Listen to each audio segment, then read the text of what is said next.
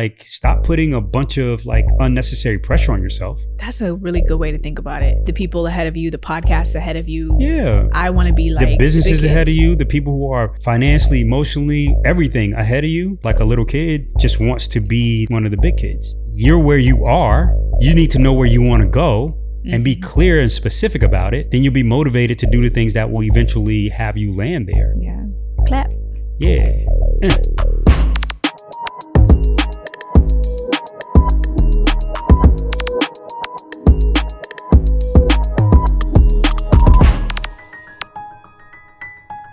Stay Sharp, episode 29. I'm Jordan Ray, and joining me is my other half, Rashad Tyler. How you doing? We are the duo behind Rare Label, which produces this podcast and also supports brands and businesses from strategy to implementation. Big brands. You're here to go to school on or just observe our experiences. You're welcome.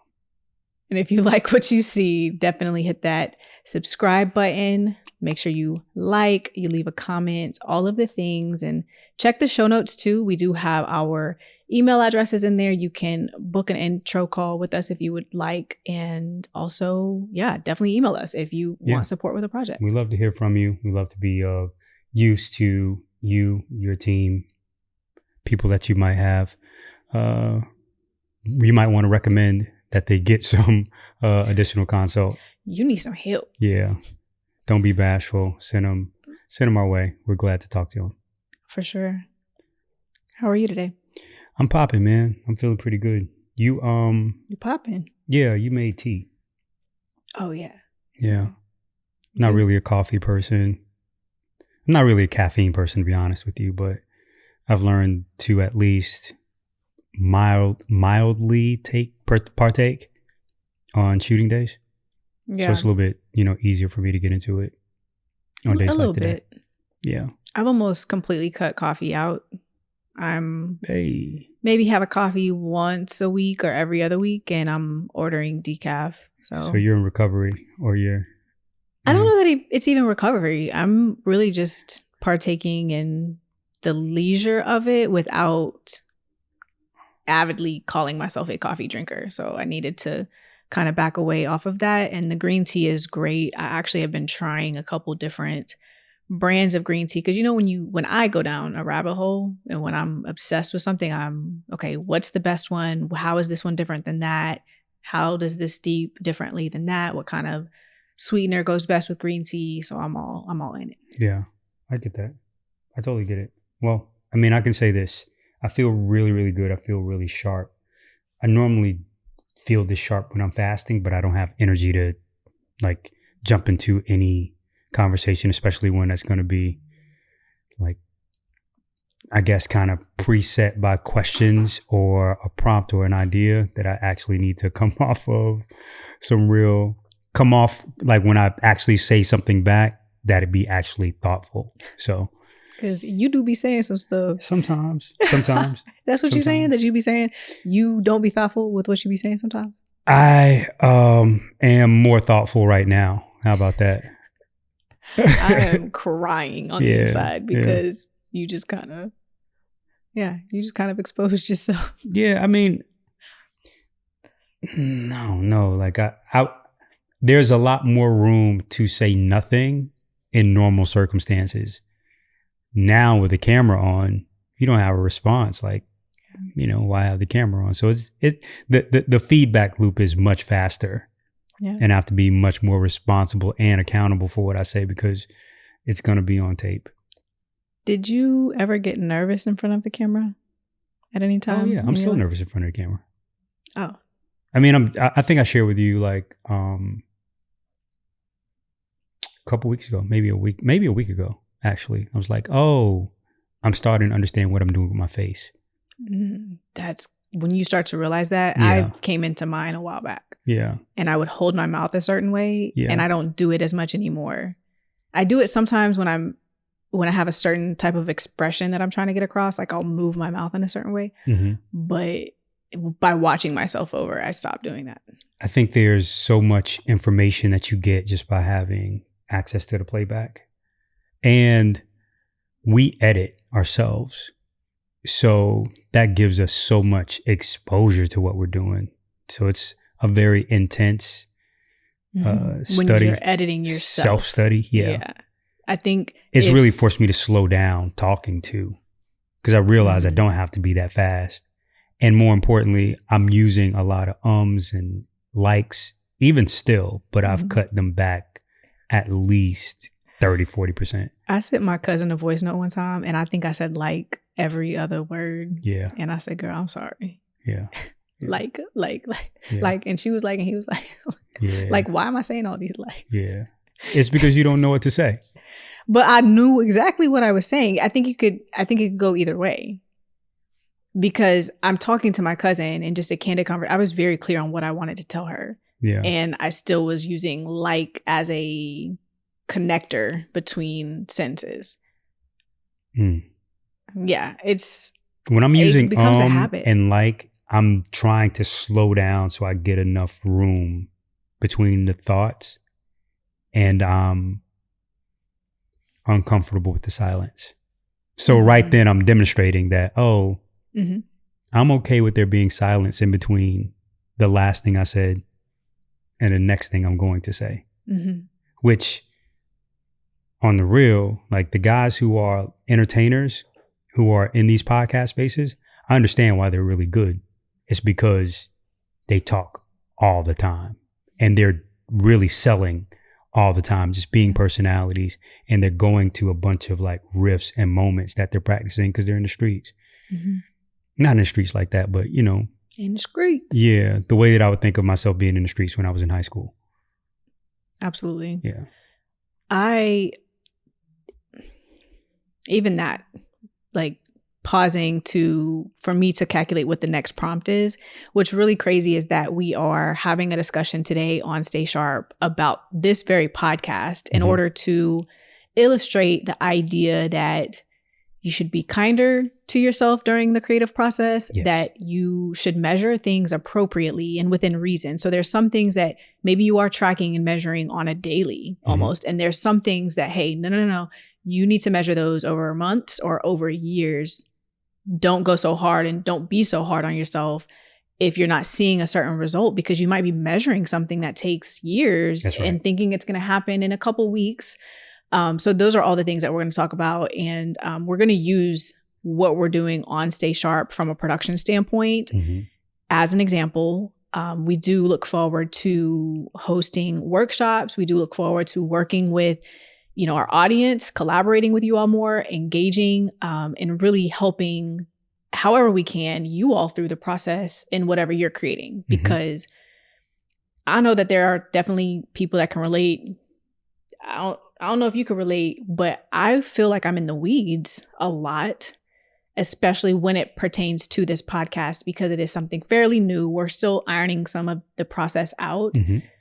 But I'll just tip this off with, how do you know, Rashad, when to panic and when to stay calm throughout a project? You're building something, because I feel like a lot of times you're very chill.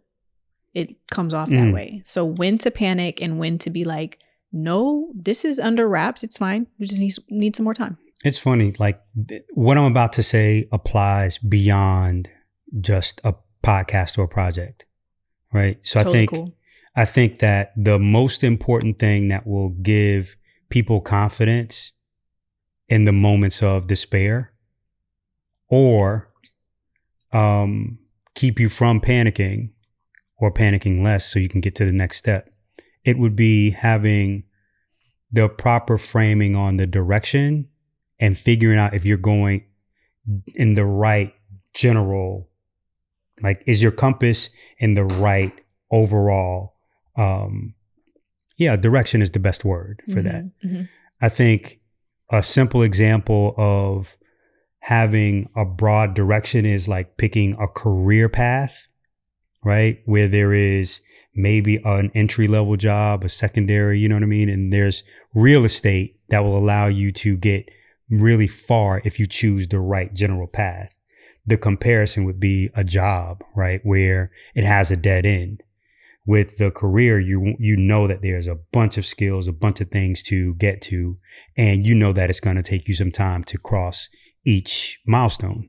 Yeah. With a job, you're just doing fundamentally a bare minimum, and once it goes away, it goes away. There's no direction. There's no furtherance, right? So I think the main thing is to be able to go, okay, with what we're doing, are we heading in the right direction?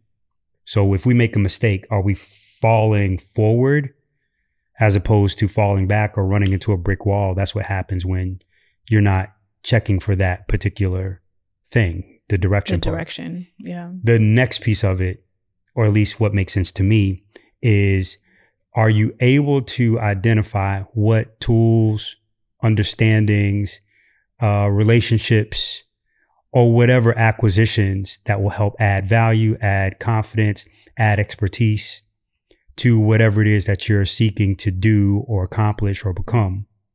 You got to have a confidence that you figured out what those things are. Because when you do figure out what those things are, then you can also figure out why something isn't working. So for example, if we were, we're talking about like the intro, and it's like, okay, well, what works there?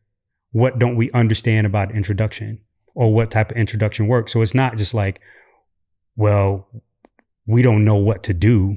We know we need to learn something new about how to intro the podcast. So it's just a new set of skills that we got to acquire, how to properly introduce the episode. You follow what I'm saying? Hopefully it makes some sense, because I feel like I was rushing it.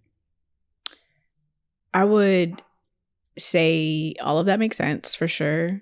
I know that we've had a conversation on Stay Sharp a few weeks ago where we were really breaking down how strategy has to come before creative all the time. Yeah. And this is sort of what that's reminding me of. However, direction, if we want to be very specific, direction is different than strategy. Mm-hmm. You know, it's some nuanced ways, and direction still comes before creative, but it is totally slightly different. I don't know if you want to expand on that, because in all of what you said, you didn't mention strategy, which is fine. Like, we're not talking about strategy. Because I think about the strategy is the way that you plot out what you're going to do.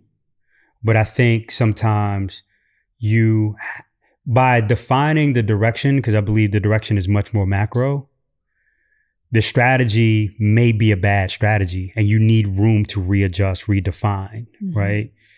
If you have the direction correct, then you'll have the space to do that. If not, then you're screwed. Yeah. You know, the direction has to be correct. Yeah. So for example, you might have like a primary target. Let's say for this, our primary target is to make a podcast that's good.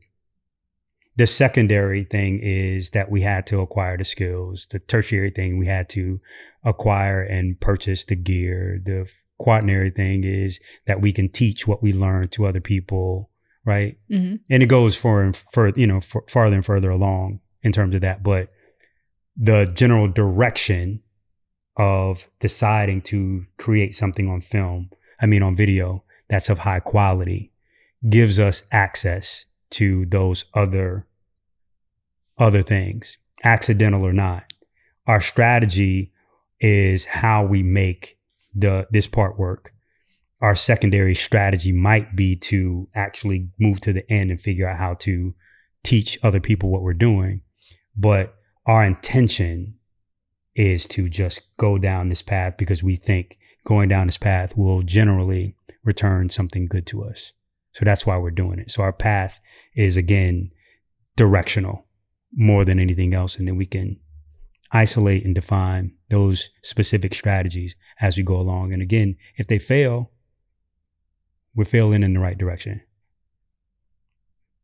Hopefully that. I really feel like it's such a, and maybe it's the look on your face. I'm going like, am I making... You're totally making sense. If I'm being honest, it is a very long-winded sense. Yeah. Okay. That's because I'm saying so much. I'm just like Mr. Longwind. Yeah. I wish I was more concise with it. Yeah. It's okay. This is why we're doing long form, because getting him to put an idea into a 15-second video is going to be a challenge. But all of that makes sense. But I'm also, as you're sharing this, I am listening to what you're saying. And you just mentioned that sometimes you're not okay with the silence. So I'm processing what you're saying in order to, I either want to add something in. And, okay.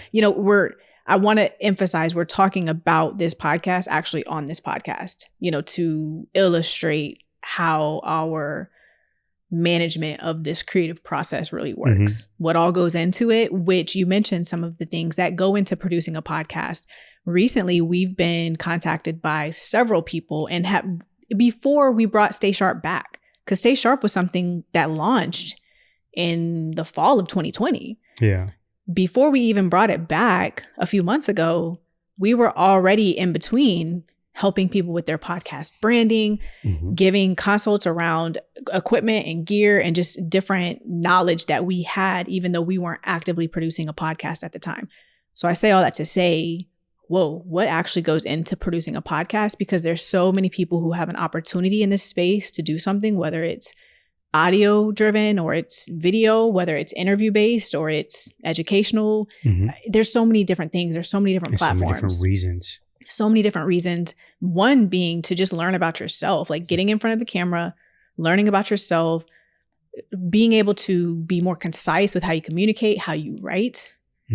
So some of the things, just general categories of production that go into podcasts in particular are obviously you got to have the concept, right? That's the strategy, the direction, the messaging. What does this podcast actually do? Who is this for? You have the technical piece of it, which is all the equipment, the lighting, the audio, what else? The cameras, like, are you shooting on one camera? Barrier, obviously, for most people. You would think. For most people. Yeah. There's the writing piece. How scripted are you going to be? What do you need to prepare for? Are you very research based? And the editing. I think the editing could really throw people too. Because it takes longer to edit than you would imagine. I think people believe that they can do the linear editing in their phone. Yeah. Let's not do stuff on the phone. Did you hear Malcolm laugh? That's goofy, doing the editing on your phone. I mean, there's a couple things that you could do on your phone, but you just open a whole world of possibilities when you get it into a desktop, you get it into actual professional software.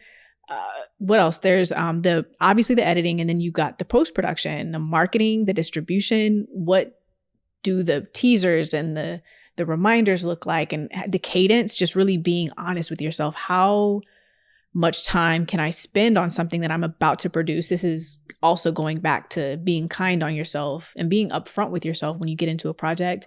Can I really do a once a week podcast? It's okay if it's once a month, and it's okay if, if it's every other week, but trying to figure out, hey, I just want to be consistent with this. I'm going to do 10 episodes, boom. And then if I need to take a break and come back and then, have another 10 episodes, cool. Yeah. But the technical piece. So, shed some light on that, how we've approached that, and how you spent time, patience, time, money, effort, energy into figuring it out so you could get it right. Yeah. I think but even with that, there was so much like downside calculation, like the risk of what happens with this equipment if it doesn't go well. I'm like, well, it holds its value. So if it doesn't go well, I can just resell it. I can sell it back to somebody, So there was that, but there was also like, what are the items? And I think there's so much on YouTube and elsewhere that kind of gives you a peek into what some of the kits that people are using. They literally will pass you their full gear list. In that, you got to figure out whose content you like the most, or if at all. And from there, figure out what tools are actually inside of your budget or what supplements there may or may not be. But for us, I was thinking through the lens of how do we make sure that what we produce is on brand with who we are as professionals. So it's really difficult for me to suggest to someone what they should do unless I have really clear understanding for how they need to come out. Yeah. Because we were talking to somebody the other day and we were talking about like what their gear should be. And I'm like, well, for what you're trying to do, maybe you should only use a webcam. Yeah, start with your iPhone.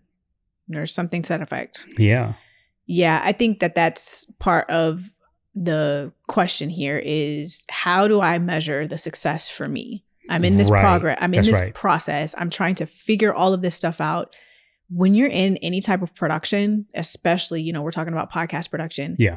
And there's all of these steps, but what does it look like for me? And so obviously being clear on your direction, but then going down each category of production. Okay, do I really need a 3-camera setup because I'm doing this type of, like, just because you have a 3-camera setup doesn't mean your content's going to be any better or it's going to go viral or something because you have a 3-camera setup. It depends on the intimacy that you need, like the cutaway, and then it depends on how you going to edit on the back end. Mm-hmm. And you mentioned, okay, watching other people's episodes. Also, what do you like about? Yeah. Like figuring out what do I like about this? Peeling back the layers. Is of it their what it set? Is. Yeah. Like, cause is it how their mics are positioned? Like just really in breaking down like their lighting or their intros. You know, that's something that we want to get better at is, you know, the intro to the podcast and the outro. Just you'll go down these rabbit holes because there's so many different things that you can improve on. That's what's crazy about video is there's never the perfect video ever. You could have done something else better. And there's massive like reuse that you can get into if you get the first version of it right, as long as it's captured properly. Depending on what it is that you're talking about, there's a potential like evergreen element with the right type of content. So you can actually, in say a month, a year or so, use your original content and then comment against your own material. Like, what was I talking about? And like looking at yourself inside of the frame. So it's so much room as you decide how you want to come across. And the ways that you can actually steer that are really dependent on what skills you pick up along the way. Yeah. Do you have a favorite part of the process? Being done is high on my list. No, I really think we're in the early innings, and transparently, it's just making us producers, high level producers. Yeah. That's all it's really doing. So on one level, it's marketing for, you know, who we are, what we do. It's skill and knowledge acquisition. It's practice, right? And we have some really fantastic tools. What's your favorite tool? That's a tough one. I think I know what you're going to say. Our key light is a great. So proud of this light, but it took you a long time to figure out what does this podcast need? And how much is that going to cost? What's that going to look like from a setup and breakdown standpoint? How long did you spend in research and just gear? Weeks. Weeks. Yeah, probably somewhere between 3 and 6 weeks. Yeah. Just searching stuff, researching stuff, reviews, and you know. And I wasn't sure that I wanted to do it. I needed to really be clear about the why. Do the podcast. Make sure content. That it was directionally correct. Yeah. Because it wasn't about, all right, we're going to make this cultural content so that we can reach 1 million subs. And that wasn't the game. It's clearly not the game, right? That's not the type of content that we're producing, at least for in this particular moment. Yeah. So if we were going for another thing, like we'd have a totally different process. So I'm going, okay, what do we, okay. And directionally it means this. And then for the business, it means this. And for the suite of business and the brand that we're building, what are the tools that we need that will possibly help us do all of the things that we want to do? And so then I started to compile the assets from that vantage point as opposed to just trying to produce this show. Yeah, we've covered a lot in terms of how to measure success with the production. Mhm. And that's from the obvious things to the not so obvious things. You know, the why. Why are you doing this? It's going to be a lot of work either way. You know, don't worry about the Yeah. hours you're going to put in. But why are you really doing this? And so the obvious things being clearly setting goals, Mhm. having that direction, things like launching, and, you know, just launching is big, you know, when you're able to Oh, yeah. get to the point where you've got all the gear, you have the scripting, you're ready to go, you press the record button and you're out, you know, in the world with it. That's Mhm. big. What else is pretty, I think even consistency, that's obvious. You know, how consistent can I be with this? Those are all ways to measure success, but success also looks like just skill acquisition. You know, this just made me a better speaker. This has That's made me right. a better writer. And That's are right. you calculating that if your stuff doesn't go viral, if it doesn't get crazy big? And it's not even about that. If you're really creating something that you enjoy creating and that you have found that direction, you found that authenticity, it's not about how many people see it. Eventually, yes, like you know, you're getting into your marketing strategy at that point. But what skills did you get from that? And the proof of ability that you've displayed, no, I can do this. Yeah. I think it's so interesting how people choose hobbies. And I think people should choose hobbies with intention. Mm. So there's no reason for you to grade your podcast performance if it's a hobby, because you could be, you know, a youth basketball coach. What's the difference? You're putting X amount of hours into a thing. At least this has a little bit more self-benefit and possibly gives you additional skills that you can farm out later. Yeah. Yeah. That's something that I remind myself about when I am in the trenches and I'm editing, and I really like the editing part of it. The editing. Yeah. Like I'm not mad at the editing. I'm cool. And I think that I have found that video editing, when I remember the first video like I ever really, really edited, it was actually an intro to a YouTube channel. I remember it. Shout out to Amanda Lee. Like really one of the first videos that we really edited, storyboarded. She came with the direction. Cool. I'm going to cut it down like this. And I did not know necessarily how I was going to try to do it or use the software, but I knew what needed to happen. Anyways, long story short, fast forward to now. And I think you can do that by yourself now. Absolutely. Yeah. And I feel so much more at home in Premiere and video editing software now than I do in design software. Yeah, we got to get you in After Effects. I mean, I've been in After Effects, but I'm not using right now After Effects and Premiere in tandem. Yeah. And just like, you know, some of the tools in there. Yeah. So that was a relief. Malcolm laughs at that. He was like, y'all can have that. The After Effects. Yeah. He don't love it. And that's what I started After Effects, because you can do smaller videos in After Effects. Yeah. And then when I got to more long form, okay, I got to switch over to Premiere. But again, just to stress the point of like, that is also what success looks like for me with all of this that we just did, is the fact that I know how to edit long form video, period. Audio now, I'm not so strong with audio. I've done audio in the sense of, you know, just kind of putting it into Audition, but I haven't really doctored audio. I've done it in order to export something or, you know, kind of slice something up. Totally different process. Yeah. Yeah. But I've never really, I don't understand like the audio gear. And so just one thing at a time, just checking everything off. Okay, I'm going to learn about this next. I'm going to learn about that next. I think that's the thing that I could like, because I've been doing this for so long, there are years of acquisition time frames that it's taken. Like I spent 6 years inside of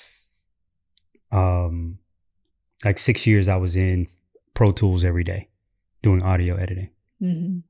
Maybe like 4, but I didn't use it. I don't use that skill anymore or very often. Yeah. Except, okay, I know how to edit my own audio because I've mixed radio spots. It comes very in handy. Yeah, I'm sure. Last time I'm going to cut a radio spot. It was a long time ago, but you go, okay, well, I learned Illustrator. I learned Photoshop. Like, so at some point you become full stack because you just directionally chose something. And before you know it, it's like, oh yeah, I know how to do that. Because, you know, a couple years ago, I was in a set of projects that required that I learn that, and looky here. Yeah. Yeah. I want to insert this real quick. If any of you, watching have a podcast, please drop it. Please let us support. Invite us to watch. I thought, you probably thought I was going to say invite us to be on your podcast. That's not what I'm saying. Yeah. Invite us to watch your podcast. Let us know where to find it.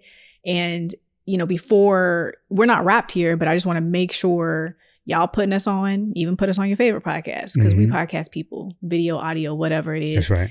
And also, if there is anything that we can be of support of, I just wanted to pause and say, definitely hit us up. We have our intro call link in the show description. So you can hit that to, get in touch with us, ask us questions, or just send us an email, leave a comment, whatever it is. Send a note. But to get to more measurements, more metrics, something that you have really broken down to me time and time again, because I'm always panic. Like I'm always... You think so? We needed the thing to be done yesterday. Like why we don't have this done? Like I'm always in that kind of energy. I'm getting way better at it because everything is going to work out. And sometimes you're the reason that things are late, but you don't... Yeah. And I'll tell you, I'm like, I just didn't do that. I was, especially on this particular day that we're recording, there have been several things that I just was dragging my feet about. And I am like, Rashad, I just haven't done it. Yeah. And, whatever. So that's not a good habit to get into. And I really... Get better from it. Yeah, get better from it.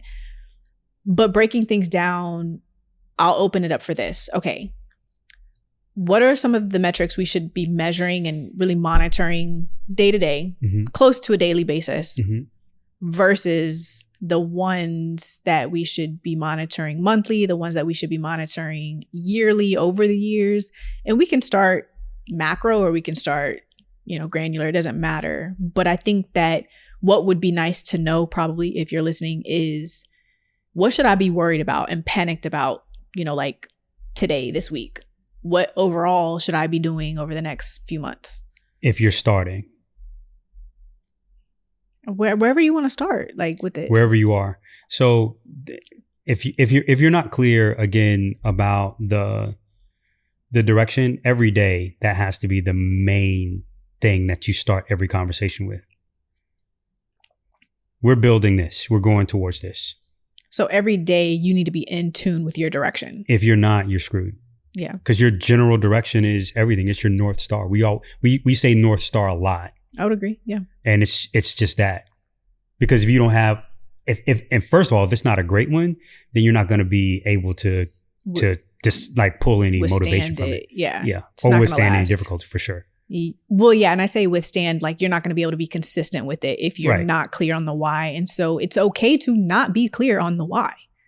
Keep hashing that out. Yeah, work you're on not that gonna first. You're not just gonna one night sit down and be very clear on the why. That might take weeks, that might take months, that low-key could take years to, okay, I've tested this, I've done that, I'm still not clear. Just keep chipping away. Yeah, but if it's like we are both, and everybody knows, we're basketball people. What makes somebody go to the gym the next day after they found out they can't do a layup? If you're a kid, you just think of yourself as a kid, so I'm not big enough to do a layup yet. Right? You give yourself a break. I never thought that. Right. But you didn't know no better, right? Yeah. I'm one of the big kids. Like, you don't have an expectation that's keeping you from being crazy about learning. And that's how important the North Star is. Like, a little kid just wants to be like one of the big kids. Yeah. And be able to do all of the stuff. That's a really good way to think about it. There's going to be the people ahead of you, the podcasts ahead of you. Yeah. I want to be like the businesses ahead of you, the people who are financially, emotionally, everything ahead of you. Like, stop putting a bunch of like unnecessary pressure on yourself. Like, you're where you are. You need to know where you want to go and be clear and specific about it. Then you'll be motivated to do the things that will eventually have you land there. Yeah. Clap. Yeah.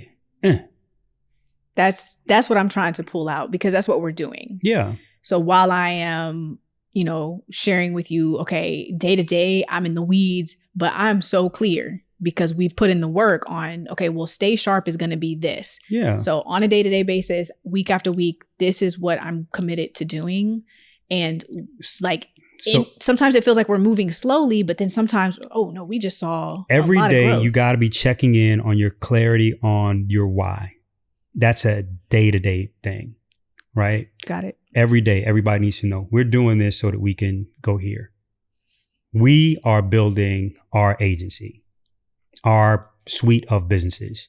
This is pivotal to our growth and ability to do that, because we'll understand, and we've said it a couple of times already, we understand better how to produce, understand better how to distribute. So it's all at the bare minimum knowledge, skill, acquisition. We also own the tools, right? So we are giving ourselves as many reps as we want because we own the tools. So we're not dependent on somebody else's availability because we own the tools. Right. Yeah. So these are like some, but let's jump to like what's in the week. We a little dependent on Malcolm. Yeah. Malcolm, shout out. We're totally dependent on Malcolm, because we don't have another person that we trust to deliver and understand what it takes to be at a high level with things. So see what we see. That's right. Yeah. But yeah, on a weekly basis, maybe, or not even weekly, maybe into the month or quarterly. Well, I was going to say like weekly, we need to see that we are able to move things, because we're working on a weekly time schedule. We need to be paying attention to our efficiency with process on a weekly basis. That's all we're looking at weekly. So every week, how long did it take us to do this? Are we getting better or worse? What tools are we missing? What people are we missing inside of the process? Yeah. So on a weekly basis, on a 7-day time horizon, it is about process. That's the only thing that we're paying attention to. On a monthly basis, now we're looking at the numbers, because now we have enough of a data. The data is sufficient enough that we can make comparisons. So are we growing week over week? What are the things that we're seeing that are giving us some indication for what is success and what is not success, right? That's the only interval that you start to actually level out what numbers make sense. Because you're going to have hits, you're going to have duds, right? We need to know the space between the good and the bad and how frequent they come. And you need at least 4 episodes to start to understand something. At least 4? I feel like I need more than that. That's what I'm saying. At least 4. I would advise more than that. So we're on, this technically is episode 29. However, we've done about 12, maybe 12 to 16 or something, just in this new rendition of Stay Sharp. So the last. So we know that the magic number is really 21. So removing 12. The magic number for what though? Because I'm after I'm like 100. For sure. But the magic number for, all right, we're going to understand something about the process and about audience and all the rest of that is after 21. So we've only been at it for, if this is 29 less 12, what's that math? 17. On the spot, 17. So we have the next batch before we actually have 21 weeks consecutive of data and showing up. Mm-hmm. And that's usually around the time that we'll start to see some real adoption. Yeah.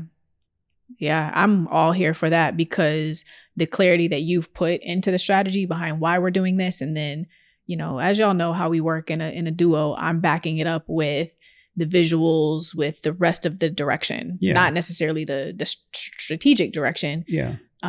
We weren't doing this at all. And so to come from nowhere, it takes some time. Why would someone care because you put something up once? Yeah, they care twice. The first time. Yeah. The people that like episode. You, they're just like, yeah, you did a thing that I, didn't know you were capable of doing. So they cheer you on out of the gate, but then they get tired of you. And they don't really care. Mm-hmm. So from that place, we're into finding who actually wants to show up every day, or are you providing any value to anyone? And if you are, then you'll get feedback on what those things are. Yeah. Right now, to button that up on the weekly, looking at our processes and being really clear on how long did things take us from a production standpoint. We are utilizing ClickUp for a lot of that. Mm-hmm. And there's obviously there's time other tracking. softwares. In particular, we're using time tracking for each of the tasks. I think that's a part of what people don't necessarily know that they should also be doing. Mm-hmm. Like you should actually be calculating how long it takes to do things. But sorry, go on. Yeah, no, that's totally what I was getting at is, keeping track of these things in ClickUp as far as the tasks are concerned, but also time tracking those tasks. There's a feature in there where you can time track.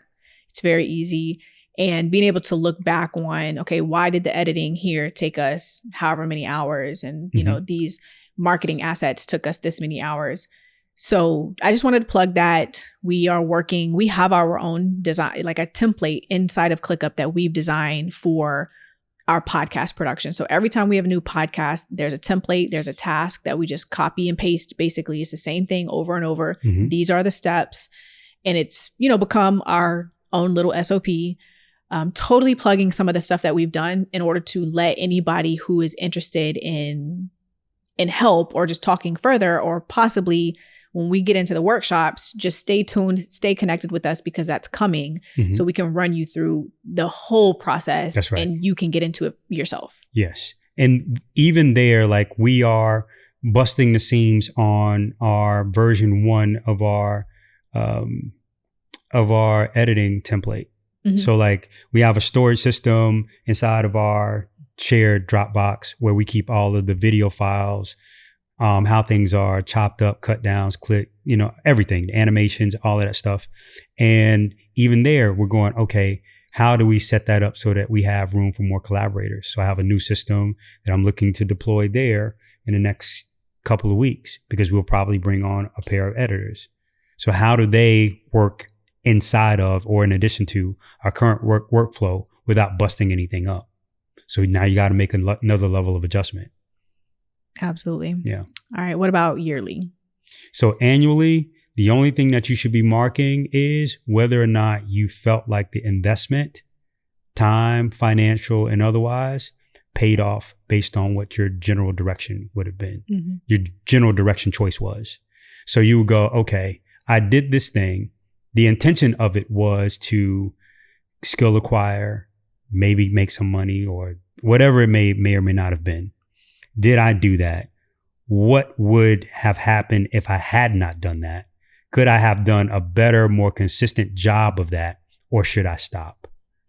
Because the only way to measure that is, did I actually show up at the end of the day? That's right. Did I actually schedule this on my calendar to do the recording, to do then the editing? Because you don't want to do that stuff the same day. Matter of fact, depending on what you're doing, you can't. Yeah. You can't, like, even some of the shortest form content, you're not trying to shoot it that day and edit it the same day and then post it also. That's right. Because making the choice to be in this world is, I think, honestly, it should be a 2 to 3 year commitment.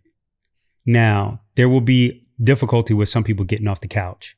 So they got to set shorter goals. Totally get that. Mm-hmm. And I don't want this to feel intimidating, mm-hmm. right? That man said I need to. No, it's not exactly what I'm saying. But it's similar to how we've approached most major projects. We're thinking about what the most standard metric or the most available feedback for what it takes to acquire success, whether those time horizons or timetables typically like. How long did it take, your favorite rapper and somebody who was a good rapper that you know of that became notable? How long did it take them from starting to getting to their first hit?